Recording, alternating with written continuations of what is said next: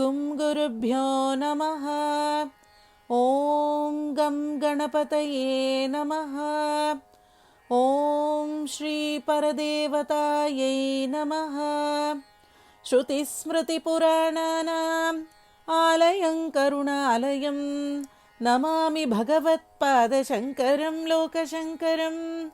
सदाशिवसमारम्भां शङ्कराचार्यमध्यमाम् अस्मदाचार्यपर्यन्तां वन्दे गुरुपरम्पराम्। शिवशक्त्या युक्तो यदि भवति शक्तप्रभवितुं न चेदेवं देवो न खलु कुशलस्पन्दितुमपि। अतस्त्वामाराध्यां हरिहरविरिञ्चादिभिरपि प्रणन्तुं स्तोतुं वा कथमकृतपुण्यप्रभवति। तनीयां सम्पांसुं तव चरणपङ्केरुहभवं विरिञ्चिः सञ्चिन्वन् विरचयति लोकानविकलं।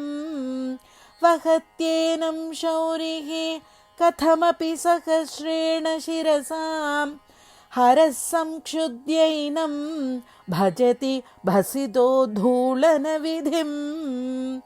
अविद्यानामन्तस्तिमिरमिहिरद्वीपनगरी जडानां चैतन्यस्तबकमकरन्दश्रुतिजरी। दरिद्राणां चिन्तामणिगुणनिका जन्मजलधौ निमग्नानां दंष्ट्रा मुररिपुवराहस्य भवति। त्वदन्यपाणिभ्याम् अभयवरदो दैवतगणः त्वमेका नैवासि प्रकटितवराभीत्यभिनया। भयात्त्रातुं दातुं फलमपि च वाञ्छासमधिकं शरण्ये लोकानां तव हि चरणावेव निपुणौ। हरिस्त्वामाराध्य प्रणतजनसौभाग्यजननीं पुरानारी भूत्वा पुररिपुमपि क्षोभमनयत्। स्मरोऽपि त्वां नत्वा रतिनयनलेह्येन वपुषा मुनीनामप्यन्तः प्रभवति हि मोहाय महताम्।